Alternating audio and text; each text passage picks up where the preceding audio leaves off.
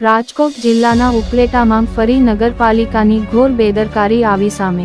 બેદરકારીને કારણે ઉપલેટાના ધોરાજી રોડ પર મામલતદાર કચેરી પાસે મોટરસાયકલ ચાલકને પહોંચી ઈજાઓ। ઉપલેટાના વાડલા રોડ ઉપર રહેતા અતુલભાઈ નાથાભાઈ મોરી નામના 38 વર્ષીય યુવકને પગમાં ગંભીર ઈજા પહોંચી। ઈજાગ્રસ્તને 108 દ્વારા કોટેજ હોસ્પિટલ ખાતે સારવારમાં ખસેડાયો। અગાઉ પણ ભાજપના જ આગેવાન તેમજ અન્ય વાહન ચાલકને પણ આવી રીતે જ અકસ્માતમાં ગંભીર ઈજાઓ રસ્તાના કારણે પહોંચી હતી।